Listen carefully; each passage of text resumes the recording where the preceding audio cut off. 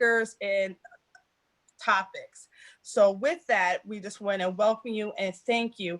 Just a few housekeeping things before we go ahead and get started. We just wanted to let you know that this meeting is going to be recorded. So any information that you miss, you'll have an opportunity to go to our YouTube page to look at the presentation over again. Additionally, if you would like, please put your video and speaker mode, speaker view, so that way you're able to see the speaker and the presentation that we have this evening. If there are any questions that you do have, please write them down in a chat box, because myself, as well as another committee, Jennifer Matthews, we will be looking at the chat box to capture your questions. And at the end of the presentation, we will have some time for question and answer period. So we want to thank you for joining us. I am actually going to bring forth our kind of facilitators for this evening, Marlene and Michelle. They are going to start off with a financial tip, and then Marlene will start off with a financial tip, and then Sora Michelle, she will come forward to read the introduction of the bios of our speakers for this evening. So I just encourage you just to sit back and relax and get ready to receive some wonderful information. Thank you and welcome.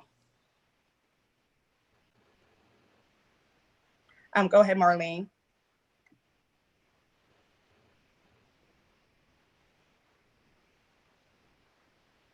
You're on mute. I know, I forgot to unmute. Yeah, I was starting to talk. Hi, everybody. I'm so glad to see you here. If we were in person, you would be standing up by now, because I would always have you stretching or something. But since we're on virtual now, I'm just going to talk for a minute. I know you're excited about hearing all this helpful information on managing your finances, but I'm here to tell you that health is wealth. You can have all the money in the world, but without your health, you have nothing. And that means both your physical and your mental health. So please take responsibility for your own health. We get so caught up with our jobs, our stuff, our social lives, and taking care of other people that we neglect ourselves. So take as much time in learning about how to care for yourself, your body, your mind, as you do about all these other things. And remember, self-care is not self-indulgent. Self-care is self-respect. So make some changes in your life, eat, and I was going to say eat better, but no, somebody might think that means a steak. But no, eat healthier, rest more, sleep more, wear your mask, wash your hands, and keep your distance, because health is wealth. Thank you. Good evening, everyone. My name is Sora Michelle Fuller, and I have the pleasure of introducing our speakers tonight. And then right after that, the next voices you will hear will be theirs. Our first speaker is James Washington II. He is a senior financial advisor with 72 Capital. In that capacity, James works with his clients to help them realize the lifestyle and retirement desire, their lifestyle and retirement desire by managing their most essential resources. James's career in financial services has included roles as a financial advisor with Morgan Stanley and as an analyst with JP Morgan's private bank in New York. At JP Morgan, he worked on a team that managed over $50 billion in client assets on behalf of Wall Street executives, I'm good. Foundations, How are and y'all? with investable assets in excess of 25 million. You can mute her. Okay. She's right here, and I think you're all the way in Kansas City. Can we mute Leslie? Kansas City, Missouri. Oh, we got. Thank you. James is a Washington, D.C. native and a graduate of Florida A&M University, where he earned a 5-year MBA degree. Ron Moore is our next speaker. Ron spent 9 years as a financial advisor for both Edward Jones and Morgan Stanley. As a financial advisor with Morgan Stanley, he was principal investment advisor for a team that managed approximately $350 million in assets. His investment portfolios were often regarded as some of the top performing in the Montgomery County Morgan Stanley business unit. Approximately 2 years ago, Ron left Morgan Stanley to manage his family's personal portfolio full-time. Ron and his wife, Lisa, reside in Ashton, Maryland, and have 3 young adults in college. He's a graduate of Morehouse College, where he received a Bachelor of Arts in Accounting and Finance, and Northwestern University's Kellogg Graduate School of Management, where he received a Master's in Business Administration in Marketing and Finance. And he is a member of Kappa Alpha Psi Fraternity Incorporated. Gentlemen, I will turn over the presentation to you. Thank you, Michelle. Good evening, ladies. Give me 1 second to share my screen. Conference call, lock them up. Can everybody see the presentation? All right, good. Yes. Yes, I'm James. Ron is. I'm here. Yeah, I'm James Washington. Ron Moore, former colleague of mine, really good friend. We are happy to bring this presentation to you. We're going to talk a little bit about unexpected events, but in the question and answer, we can, talk about whatever you would like. It's been a year, I'm sure you all know. We've had a financial crisis, basically, a health crisis, social unrest. But through all that, it seems like the stock market has continued to go up and up and up. And people keep talking about the economy recovering, but that's only part of the story. There's still historic levels of unemployment. There's still a lot of just pain in the economy as a whole. And with that, I'm sure some of you have experienced unexpected events. So, part of what we're going to go over today is types of unexpected events. How do you actually pay for them if they come up? How do you prepare for them if they happen or will happen? Survive them if they are happening. We'll talk a little bit about investments, how to save money, different types of insurance. We'll go into a little bit of strategy, and then we'll get into questions. So I hope that is okay. So types of unexpected events. They come in a couple categories. First is financial. So if you lose your job, you have a reduction of income because maybe you've had hours cut, or if you're an entrepreneur, the business isn't going as well.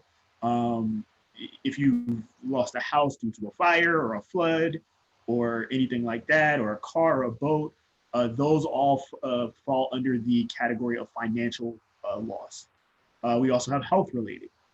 So if you have an unexpected illness that you didn't know about, or like coronavirus or a known illness, a persistent permanent injury, maybe you get into a car accident, loss of a loved one, and then I know it's probably important to a lot of ladies on the call, an illness of a loved one. Something you might be caring for parents or children or sisters, brothers.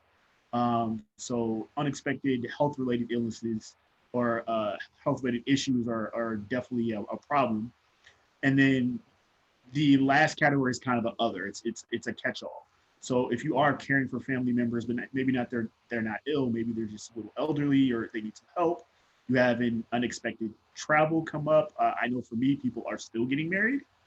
So we've had a couple unexpected weddings that I didn't attend, but people did. I don't know if there's any pet owners on the call, but they tend to get sick, so that could come up. And then if you own a home or renting a home, you can have unexpected things happen in your house, to your car, and it may not be covered by any insurance. I would just say, 2020 has been the year of the totally unexpected, right? Who could have forecasted a pandemic? I would have never guessed in my entire lifetime that I would go through something like this. My children, graduated from high school and didn't have the typical, senior prom, graduation. So there's tons of things that we can never plan for, and they happen all the time, but we can plan for that. I shouldn't say we can never plan for it. We couldn't plan for a pandemic, not initially anyway, but I think you can always prepare for something that may happen to you. Some people call it saving for a rainy day. For some people, it rains all the time. So you can always have a little something on the side as a treasure chest to prepare for things that routinely come up, that are quote unquote unexpected. I know I look at this list and let's see, I've gone through 1, 2, 3, 4, 5, 6, 7. 7 of those, at least 7 of the things that are listed here. And I'm sure many of you have gone through more than one as well, and will probably do so in the future. So it's never too late to start to prepare for these things. That is absolutely true. So, when these events come up, you have to pay for them somehow. Easiest way and primarily the way most people either start to think about it is their savings. Some money you squirreled away maybe for something that wasn't the unexpected event, but it's money that you had, so that could be a funding source. Your investments or other assets. Unfortunately, you probably will have to sell some of that to pay for it, but that is an option. Insurance for things that are covered, so maybe health related or auto related that could help out. And then finally, and the thing that you probably want to use the least, but in 2020 it's definitely part of life, which would be debt. So taking out loans, be it personal or from friends and family, credit cards, and then mortgages. Those are all funding sources that we can use to actually pay for these unexpected events. So I talked a little bit at the beginning about preparation versus survival.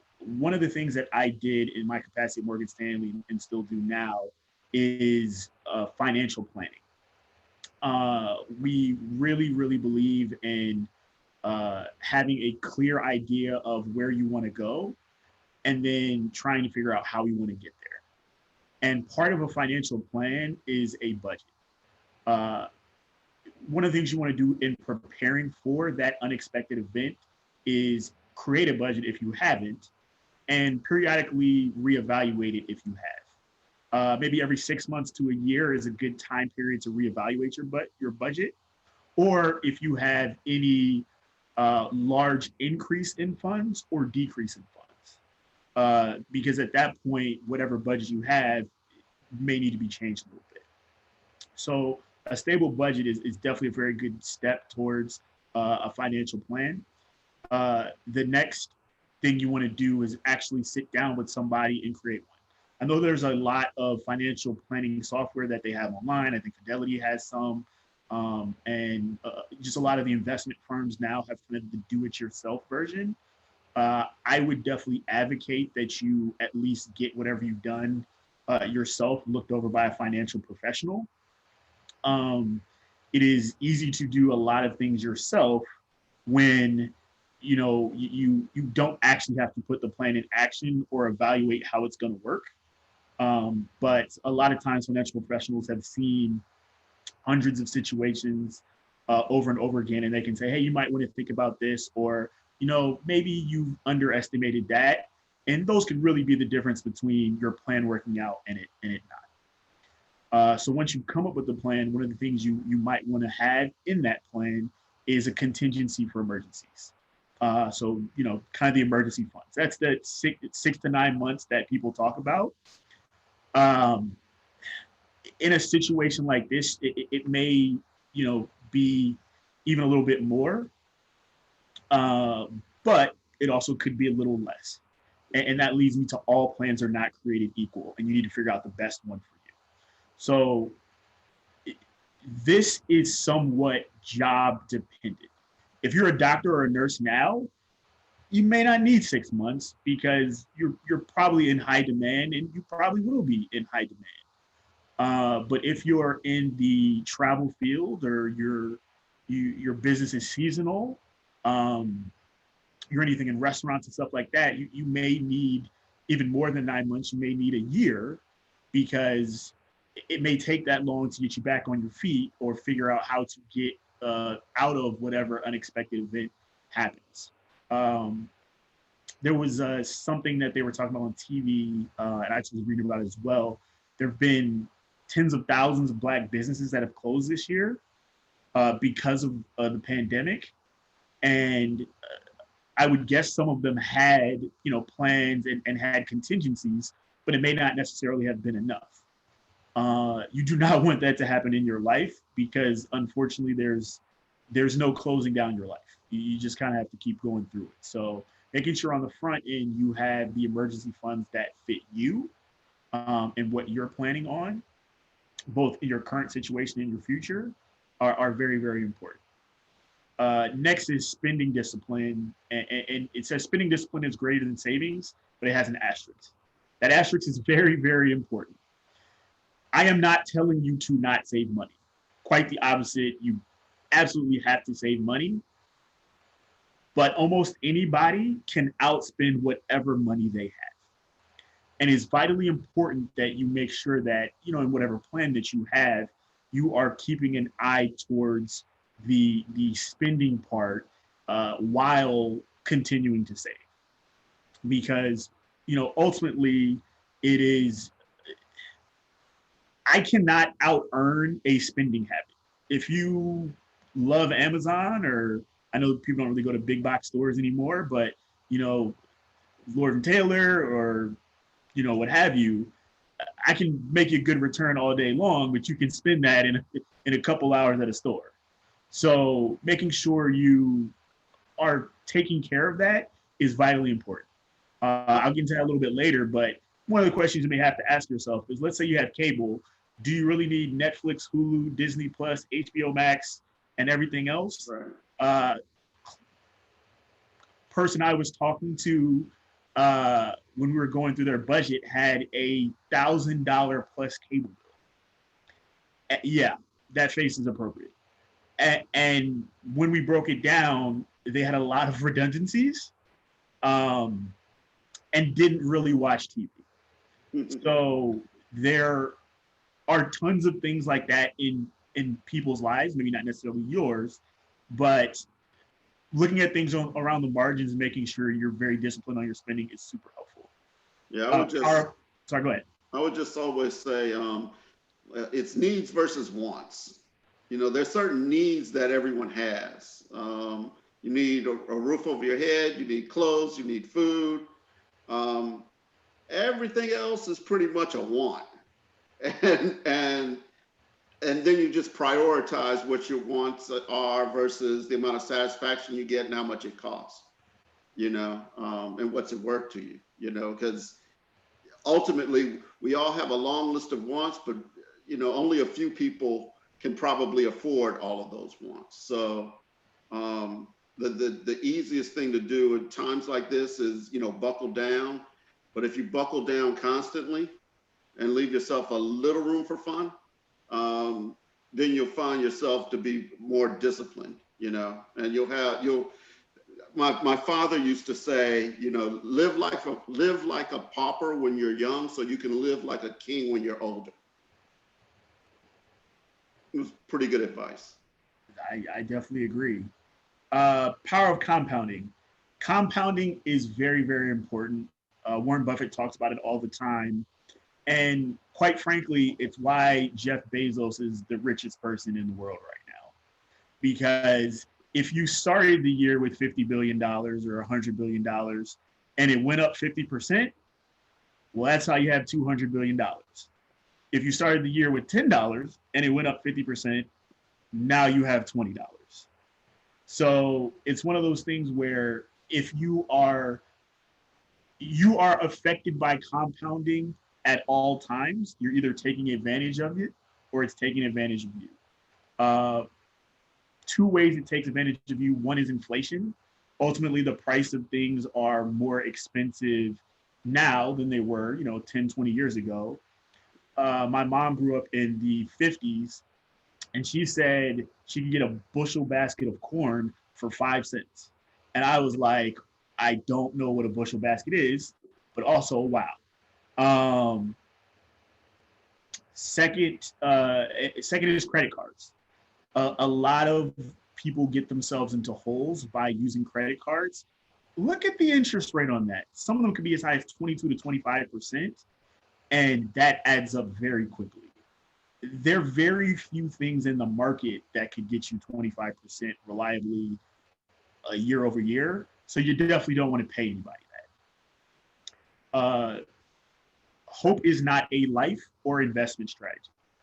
So you do not want to say, hey, I hope something happens. A lot of people say, well, I hope this happens, I hope that happens. Well, you can plan for something to happen, but if you are hoping for something to happen, you're probably hoping for failure because it is not necessarily likely to happen in the way that you want.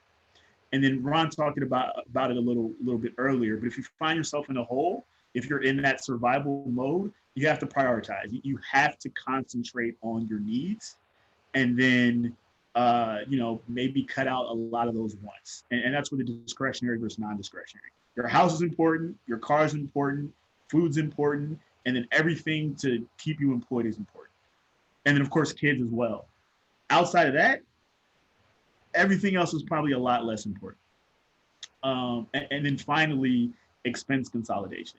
You find yourself in a hole with a lot of debt, and varying interest rates, it may make sense to see if you can consolidate it and drop the interest rates. One of the positive things that came out of COVID is, well, depending on your point of view, interest rates are near historic lows. So if you are paying 10, 12, 15, 18% with a high credit card balance, you may want to see if there's a zero interest card that you can consolidate to so you're not paying that interest, or a personal loan of some sort that has a significantly lower interest rate, because that will save you a ton of money over time. All right. I will spend a lot more time on this in question and answer because I'm sure people are going to ask about it, but one of the simplest things to think about is your investments should match what you are trying to do in the future. So we call it investments matching expenses. Ultimately, everybody wants to retire one day. So that's definitely one of the things that you want to have as one of your major expenses. But when you're putting together your investment part of your plan and what your portfolio looks like, as far as cash goes, cash is planned expenses in the next 6 months, also your emergency fund. So that could be your checking and savings accounts, money market accounts, CDs, things of that nature. That is what you want to keep in that cash portion. Expenses that you have 6 months to a year, that's when you're looking at CDs. We can talk a little bit about what COVID's done to those. Short-term bond funds as well. Once you get past that year, that's when you're looking at individual bonds. If you can afford it, they're usually about $1,000, so people tend to not, but is an option. Bond mutual funds, and then municipal bond mutual funds as well. Once you get past that year, but you're less than 5 years, that's when people look at fixed income. And then finally, the stock portion, which is what everybody talks about, but you really want to have the ability to hold stocks for 5 years or longer, because that is what is traditionally known as an investment cycle. So, if you can hold stocks for 5 years, generally speaking, you can make money. So that would be your individual stocks, your index funds, your exchange traded funds, and then any mutual funds you may have. So that's a way to think about your investment.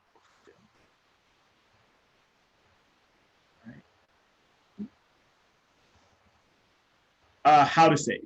One of the things that I find in my job is not everybody knows how to save money. The easiest way to save money is to make a lot of money, but not everybody has that luxury. So if you do not know how to save money, this is kind of a quickie, not necessarily one size fits all, but way to think about it. First, when you get paid, pay yourself first. So what does that mean? That means you need to figure out how much money you want to save. Because once you know how much money you want to save, we can then figure out where to put it. So once you figure that out, first things first, you do want to have some excess cash. You never want to be cash poor. So you definitely do not want, $10 in your savings account. So part of that pay yourself first goes into a savings account. From there, look at retirement, because it is the thing that everybody wants to do as quickly as possible. But everybody doesn't always do what they need to do to get there. So as early as possible, do that. Even if it's later on, look for that as well, because one of the biggest benefits of retirement accounts is your compounding is not taxed. So you can buy and sell in a retirement account and you will not pay taxes like you would in an investment account. So you will look to that after you've done your savings. And then once you've taken care of your retirement account, then look for your investment account. And then finally, if you work for a company, if your company allows, look at your employer stock plan. And then I didn't say this on here, but one of the things you can also look at is real estate as well. So how to save is a priority thing, but that's a good plan to start how to do it.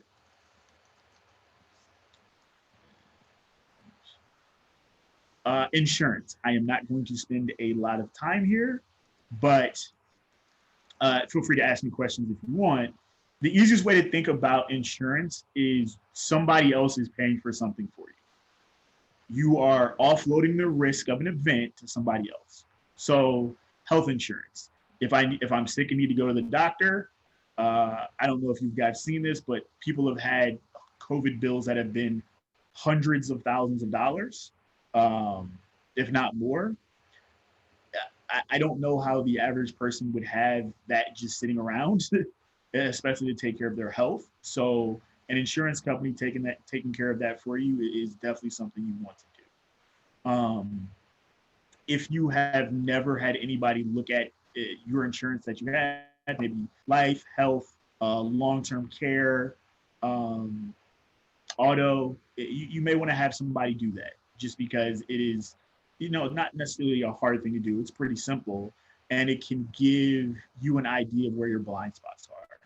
And then from there, you can decide, do you want to take on more insurance, i.e. offload that risk to the company, or are you fine holding it for yourself? Health is wealth was said earlier. It is vitally important to have health insurance. I'll tell you a quick personal story. My mother was a Delta, and in 2007, she actually got brain cancer. It was totally unexpected. It happened over Thanksgiving. Luckily, she lived for 4 years. She had a glioblastoma, which is extremely aggressive. But her care over 4 years cost $1.2 million. We did not have $1.2 million of cash. Luckily for us, she had really, really good health insurance. So out of pocket over the 4 years, we probably spent about 120 grand, but that's still a lot of money. If we would have had to spend the $1.2 million, quite frankly, probably would have bankrupted us. So if you do not have health insurance, please buy it, because she got cancer in her late 50s. And anything can happen. Beyond that, you definitely want to look at life insurance, potentially, depending on how much money you have. Disability, for sure, if you can afford it. And then it's becoming more commonplace to talk about, but long-term care insurance is extremely important as well, if you also can afford it.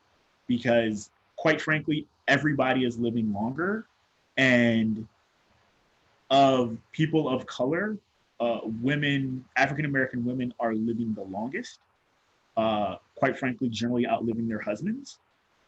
And I don't know if you want your kids to take care of you. Can't say that, but it's the truth. Having the knowledge that you have a pool of funds to look after you as you age and aid with anything that you have is extremely important. And then finally, annuities is something that I get asked about all the time. We can talk about that in the question and answer period, but it is a form of insurance. You have variable, you have fixed, you have fixed index. So there are a bunch of different types. If you're gonna, it gets very, very complicated. I would say, yeah, it does. It can be very complicated because there are riders that can be attached to them that, you know, limit downside, et cetera. So unfortunately, we could have a whole 2-hour discussion on annuities and how to structure them and et cetera. So we can, any questions you have, take those offline. Is probably the best way to do it. Yes. And then finally, a little bit of strategy. I guess Ron talked about it earlier, but the first question you want to ask is it worth it?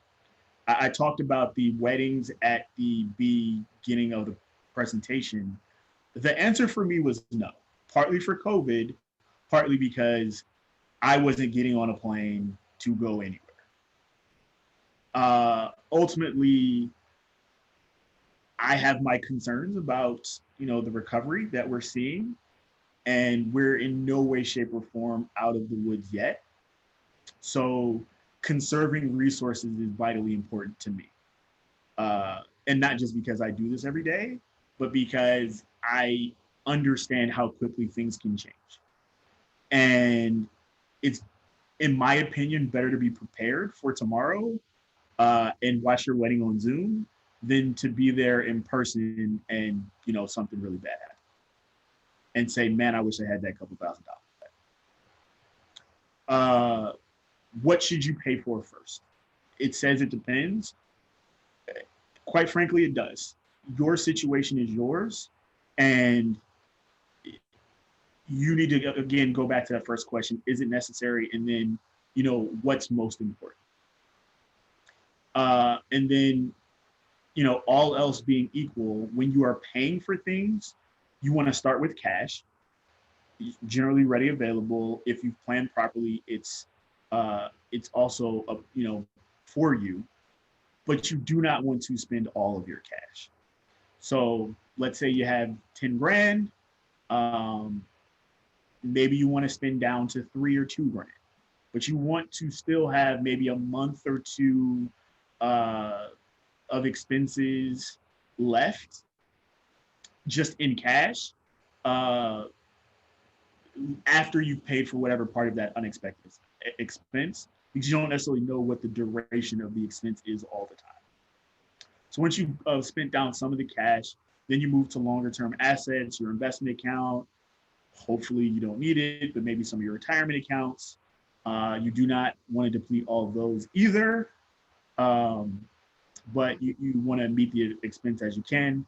And then finally, debt. Debt is by far the last thing that you want to do, because on some levels it can exasperate the hole that you're in. Because of the interest for a lot of debt, it can really get you in a bad situation quickly. I know a lot of people have unexpected events, and the first thing they want to do is go to their credit card. I would say, please do not do that unless part of your spending and budgeting plan is using credit cards and paying them off at the end.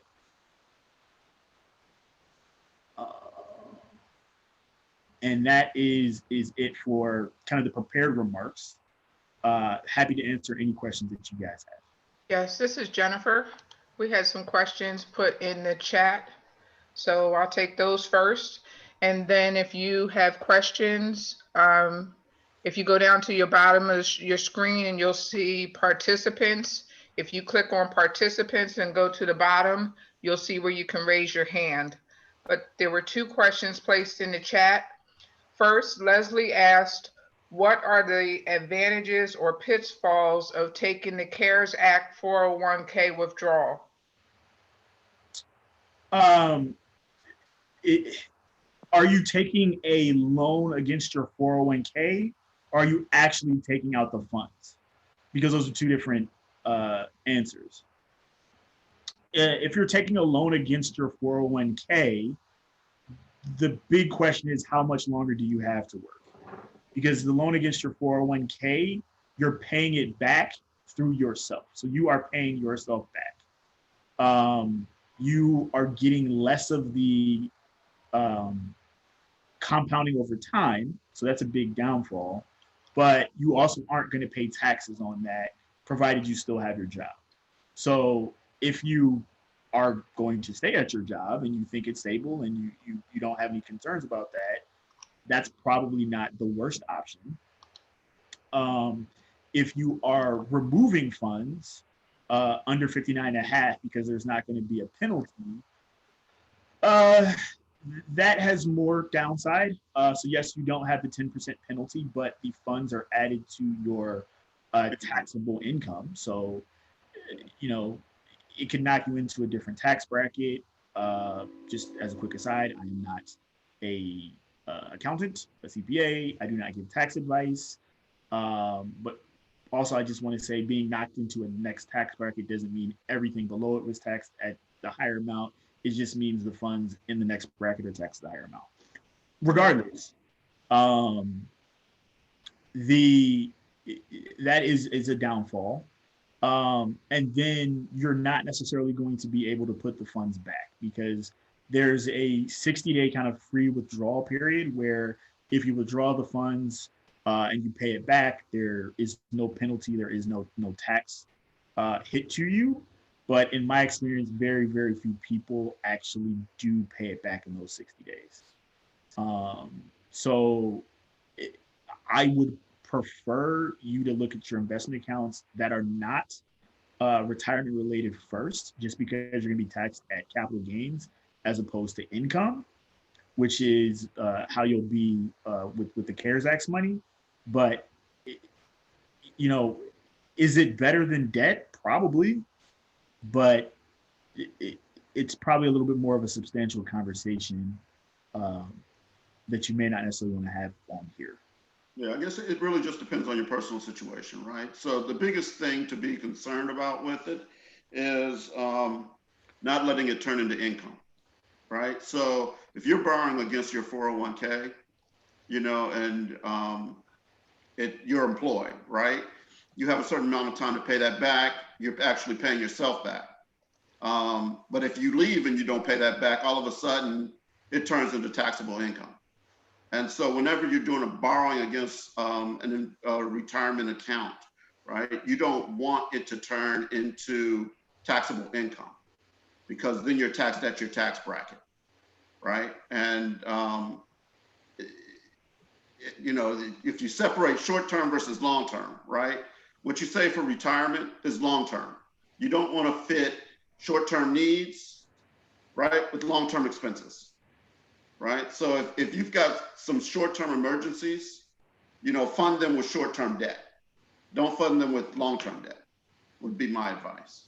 You know, try to keep, you know, if they're short-term needs, fund them with short-term money, long-term needs, then you can fund with long-term money. But if you're funding short-term needs with long-term, it ultimately leads down a slippery slope that you really don't want to go down. So before we go to the next question, James, can you stop sharing your screen, please? And we'll put your contact information back up. Yep. Before we finish. Thank you. So that way we can see everyone. So let me go. We got a couple more questions and then we had some more in the chat as well. Oh, so Leslie had a follow-up question. She said, but what do you do if the withdrawal has already happened? Has it been within 60 days? Then you can pay it back. back. If it's been within 60 days, you can pay it back. If it's been outside of 60 days. No, it's been within 60 days. Yeah, then. Madam President, can you take Leslie off of, Leslie Mayfield off of mute, please? Good afternoon, everybody. So what got this question because I work in the medical field. And so I didn't even know this was a thing. But I do have like a relationship with my financial advisor. So the PA came and asked me to ask him about withdrawing money from her 401k through the CARES Act. And so when I called him, he did a whole bunch of air quotes, like if you pay the money back in 3 years and this and this and that. And I really didn't understand. I did not know that was a thing. I always knew that it was kind of bad to take money out of your 401k because it's like I'm plugging your retirement or I'm plugging your investment. So I thought it was a bad thing. And then, going on with life, my son, lo and behold, calls me and says, "Oh, I took all my money out my 401k." And I was like, huh. So I knew he was telling her that if she paid it back within 3 years, she wouldn't get the 10% penalty, but I didn't know how to advise him. So I'm going back on mute. Yeah, so a lot of people are worried about the penalty. That's bad. The tax on the income portion is usually worse because most people do not have a 10% tax rate. Their rate's generally higher than that. So on some levels, the bigger issue is the money coming out as income and then the 10%. So it's almost a double whammy. So if you can put it back, put it back. Yeah. Also, I mean, I'm not familiar enough with the CARES Act. I don't know, James, if you are, because I've been out of it for a couple of years. So, I don't know specifically what the CARES Act says regarding if that changes anything or not. James, does it? It does, but quite frankly, you unless you really need the money, you do not want to go down that path. What I kind of want to stress to everybody about a lot of the stuff that is happening is it's if you're in distress, if you like have to pay your mortgage, or so so you don't get thrown out your house, or you have to eat or something like that, or just something that is a just massive crisis that is, even though it's a short term, it's a huge impediment to the long term. Then that is an option. If you can do anything else, try to do other things first. And if you are taking money out of your retirement, try to use the job that you are at, provided you have a high degree of confidence that you are still going to be there. Because one of the provisions was you can take up to 100% of your 401k out as a loan, and it's not 3 years, but it's 5 years. You have 5 years to pay that back. But you kind of need to know you're going to be at your job for 5 years. And not everybody knows that.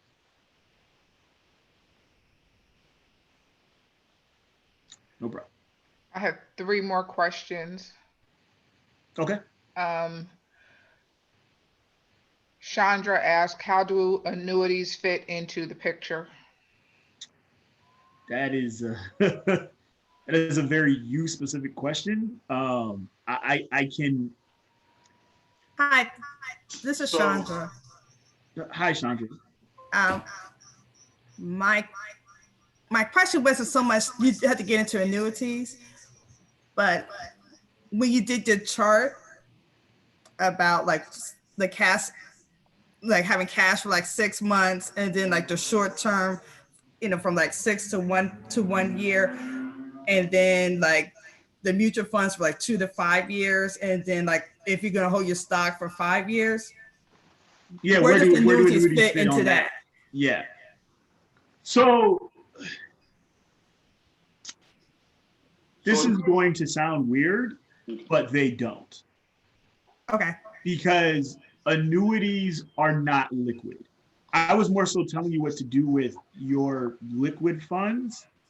Annuities, think of that more of like long-term care or like health insurance or something like that. That's why I put it on that page, because ultimately what you're really doing is you're investing in an income stream that's going to pay you later. So you are buying something that is going to give you money in the future. It is not intended to be accessed until that point. So an annuity is like an investment with an insurance product. It's an insurance product. So it's an investment with an insurance component. And what a company does is they take the risk of your life expectancy. All right. And they're willing to pay you a fixed stream of income based on that, based on how you determine how long you want that period to be, and whether you want survivors or not, and all the riders that come along with it. But it is a long-term product that is like an insurance contract, essentially, right? So when you take out a life insurance policy, you're taking out something that's more permanent than something you can, 6 months from now you don't want, right? So if you think of it that way, think of it as longer term, and you would have to pay sums of money to get out of that contract. So I guess the simplest way to answer your question, now that I think about it, that would be like 10 to 20-year money. So it would be like the lowest point on the scale, and you really don't even want to access it for an unexpected event. That, like, if debt is bad, tapping into your annuity is worse unless you're turning it on to receive the income, because there are huge penalties for that.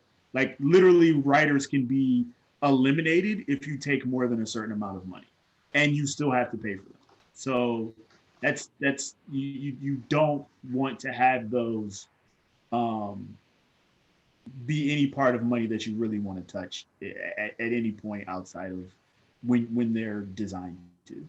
She said, okay, that makes sense. So thank you. So the next question is it redundant to have a 401k and a Roth? No. No. They do different things. So your 401k is money that you put in pre-tax, so it reduces your taxable income. But at 72, it used to be 70 and a half, now it's 72, the government makes you take money out. The Roth is money that you put in after tax. It grows tax deferred just like your regular IRA or 401k. But then you do not have to take money out at all if you want to.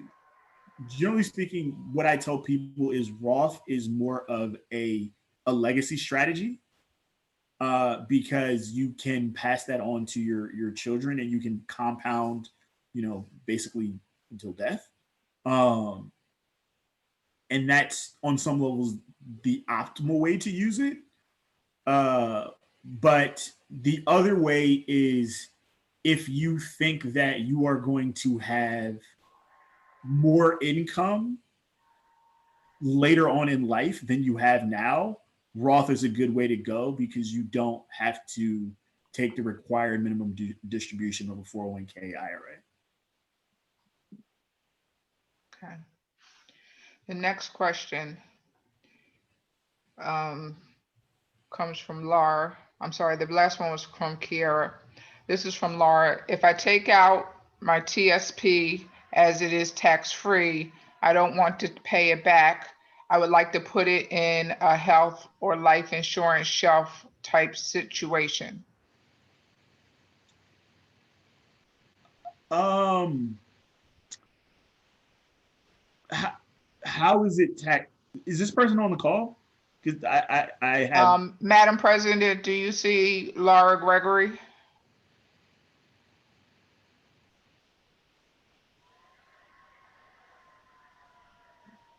Or one of the moderators, do you see Laura Gregory? She just put it in at 7:40, so I assume she's still on the call. Hello. Hi, Laura. How are you? Thank you. Hi, I'm here. Yes, I was asking, like, if I wanted to take the opportunity and withdraw money from my TSP and then take a lump sum of it and put it into, because I had a meeting with a person that does insurance, and if I wanted to roll it into one of their plans, would that be a good idea, so the money can kind of grow in another area other than TSP? Okay, all right. Okay, I understand a little. Yeah, sorry. You're not withdrawing. You're just going to transfer. Yes. Yes. right? It's So it's if a you withdrawal. withdraw it, it's different than Yeah. a transfer of assets. Okay. Because I what I was going to say was you can't do that. But if you're doing a Okay. withdrawal and you're taking it to another investment product that Right. it has a retirement wrapper, so an IRA or something of that nature, you can do that. The big question I have is your money in the G fund or not? On some levels, that matters a lot less now because interest rates are so low. But the biggest benefit that I can see of the TSP is the G fund because it cannot lose money. And I didn't really I didn't go deep into bonds right now, but on some level, bonds are the riskiest part of the market right now because interest rates are so low. As interest rates rise, bonds lose money. So it is likely in the future that if we see any type of rapid rise in interest rates, a lot of people who think they are safe in bonds will find themselves not. Yeah. If you are in the G fund, you are exempt from that happening. Yes. So if you're like, I'm withdrawing money from the G fund to put it in a primarily fixed income product, I would have to look at the product, but I'd be a little concerned about that. If you are saying, I want access to other investments beyond the TSP because there's only the C fund, which is their common stock, basically S&P 500, the S fund, which is the small cap fund, the I fund, which is the international fund, and then the L fund. Oh, sorry, the F, which is fixed income, and the G, which is guaranteed. And then the retirement funds, which are the L classes. You want more than that, then okay. We'd have to talk a little bit more about what that looks like. That could make some sense, yes.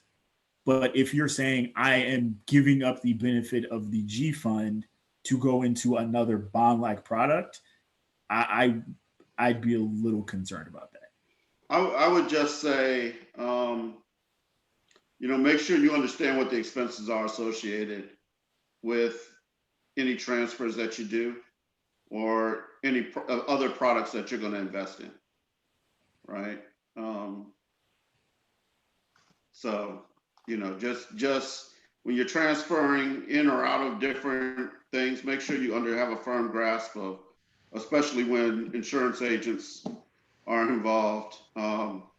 Make sure you understand what the expenses are and what you're really getting, what the benefit is. Oh, she says she understands. Okay. Two more questions. One I was going to address, but I'm glad that someone asked a question. So let me catch the name. Elizabeth asks, how come you can't contribute to a 401k after you stop working for a company full-time? I am still connected to the company, but on a per diem basis, and I can't move the 401k and I can't contribute on my own. Hold on. You can't move your 401k? She's still connected. She's still employed, so she can't move it. Oh. She's employed on a per diem basis. So this is where it gets into one of those, like, it's a little complicated. So you are currently attached to the company. So when you are attached to a company, you cannot move your 401k unless you're 59 and a half. And in the plan documents, it has something called a in-service withdrawal. That's what Laura was talking about a little bit earlier, where you can take money out of your 401k and roll it into something else. Okay, so when I turn 59 and a half, I can move that money to a current 401k that's building now? Well, you can move it to an IRA, or if you have another 401k with another job, possibly, but it has to be in the plan documents. So that would be something that if you called your HR department, they would be able to send you what's in the plan documents. I can take a look if you want, happy to do so. But it'll be something that it says you can do. Not all jobs offer it, but it can be. As far as why you cannot contribute, that's also going to be in the plan documents. generally speaking, plans have like an hour requirement. You have to be an employee who works so many hours, or you have to have a certain classification. So if it is per diem, that generally means that you're not paid weekly, and how you contribute to a 401k is out of payroll, and they draw that payroll every payroll period. So if you're not necessarily going to be on every payroll period, the plan documents may stipulate that you can't contribute. But again, not 100% on that, but I'd be happy to look at the plan and talk to you about it. Or at least tell you what questions to ask your HR department. So does that take care of the question? Yes, thank you so Um, much. Okay, so the next question is the one that I was going to address. Do you have any recommendations for individuals whose employers have decided to take advantage of the COVID-related Social Security tax deferrals, since they will likely have to pay it back in the new year? Do not touch that with a 10-foot pole. That is a trap. That is Danger Will Robinson. It's not a terrible lot of money, and they want it all at once. So if for some reason they are giving it to you, if you get a paycheck, figure out exactly what that is. If you need to open up a totally separate bank account that you can't touch, just put that money in there. Like, that is the government's money. They want it. They're coming after it. Like, do not play around with that. Put that away. Do not touch it. Like, that is that cash gonna be needed in the next 6 months. Do not play around with that. I'm not gonna get political on this call, but what I will say is it was a stunt for a specific reason, and it does not make any financial sense. Two things are certain: death and taxes. You know, I would say I wouldn't even put it in a bank. If it's not deducted, if it's not deducted from your account, I'd write I'd send a check to the U.S. Treasury Department and give them your Social Security number. They have those little forms that you can fill out and say, hey, deposit this as part of my, tax payments. You do not want to touch that. Trust me. Don't. When they announced that, I was like, oh, people are going to be upset in April because it is going to be bad. Yeah, it's a mess. So I'm getting the high sign that we are ending at 8 o'clock. It's 8:01. We do have 2 more questions that came into the chat. I'm going to turn it over to the moderators. So nobody throws tomatoes at me, but there are 2 more questions that came into the chat. So I will leave it up to the gentleman to determine if they want to take the questions or if we need to go ahead and close out, because we did commit to 8 o'clock. So I want to be sensitive to the time. I'm happy to answer it. Ron. Go ahead. All right, Jennifer, and then these will be the last 2. Okay, so Sequoia just put a question in the chat about debt. Sequoia, that's the January session. So your question gets answered in January. Marlene asked a question. I am at an age where I have to take an MRD from my account. If I don't need it, should I save it or reinvest it? First question would be, are they taking taxes out of it? If they aren't, they should. And the second thing to do is, yes, if you do not need it, 100% invest it. Caveat being, I'm a firm believer of giving people flowers while they're alive. So if you are certain that you have no possibility of ever needing that money, ever, and you were going to give people money when you passed away, it may make sense to do that now. Just because it's generally better. Like, people get themselves in trouble when they get large lump sums if they weren't necessarily expecting it. So getting it over time you can generally watch them enjoy it and kind of know that it's helping out. But yes, if there is a chance that you're going to need in the future, I would definitely reinvest it 100% after they take the taxes out. I'm just curious what the debt question was. I'd be happy to answer it if I can. So someone use the snowball or the avalanche approach? Oh, okay. was not expecting that to be the question.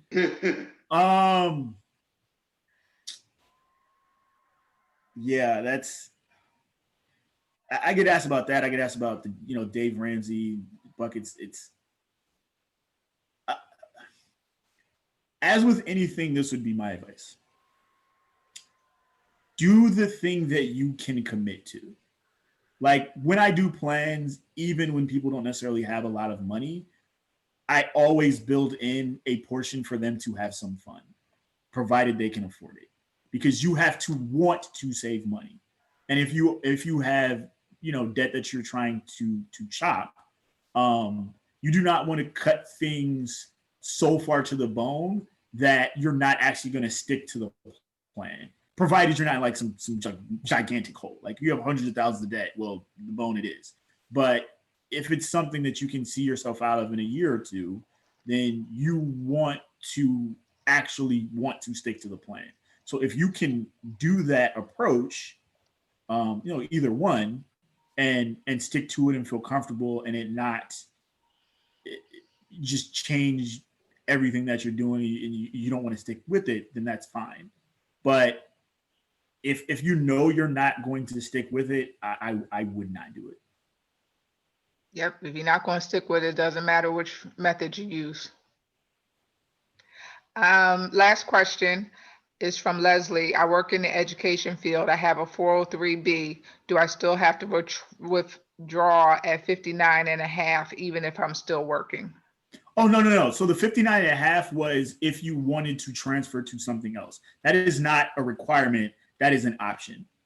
Your 403B, you're not going to be mandated to withdraw until you're 72. And that's 72 right now. Quite frankly, I don't know how old you are, but if you're mid 50s or less, it could be 80 by the time you have to withdraw it or later. So I wouldn't so much be worried about the mandated withdrawal. I just keep putting money in there. Thank you. Okay, Michelle, I'll turn it back over to you and Chandra. So I just want to say thank you so much to James and Ron. This has been a great evening, great information. I think that, and first of all, James, while I'm talking, can you put your info back on the screen so people, so if you're interested in reaching out to James, he's going to put his contact info. I'd screenshot it and you're welcome to reach out to him. But this is I think, proof positive how important it is to educate yourself about your finances and possibly even, secure an advisor who can help you. Speaking from experience, I did that. Ron was my financial advisor for many years and was really helpful and still gives me advice because it's just hard to know everything. And the market changes so quickly that there's a lot of benefit to engaging a professional to help you with your finances. So I hope that all of you enjoyed this evening. I know I did, learn some things tonight. Chandra, Madam President, if you have anything else to add, other than thank you so much, gentlemen. Thank you. Thanks for having us. Thank you for having us. I just want to say this. If you call me, I'm not going to send you a bill. If you have questions, shoot me a message, call me. I'm happy to sit down virtually when COVID's over, in person. I really believe in getting education to our people. It is a thing that we do not get a lot. It is one of the bigger things that I see as a divide between us and some other races of people, I'll say. So I'm happy to do my part to help out with whatever questions you have, whatever needs you have. You do not need to have money. You do not, if you just need help, I am happy to offer my services and have a conversation with you for free. So don't say, well, I don't have any money. I can't talk to you. That is not the case. Feel free to ask away. And while I'm no longer a financial advisor, I'm happy to talk to anybody as well. But James and I have worked together for a number of years, and he's more than capable of giving great financial advice to people. But if someone wants to reach out to me, I'm available as well. And Michelle will be, you can get my information from Michelle. But James is the man. Well, James and Ron, on behalf of North Arundel County Alumni Chapter, I want to say this was absolutely critical, informative, and some great information. So thank you for bringing that to us and the community at large. We appreciate you. Thank you. Our Thanks pleasure. for having us. Absolutely. Thank you so much. Live long and prosper. Mhm. And vote. Vote. Yes, vote. Thank you, everyone. All right. Good Thank you. night. Good night. Good night. Take care.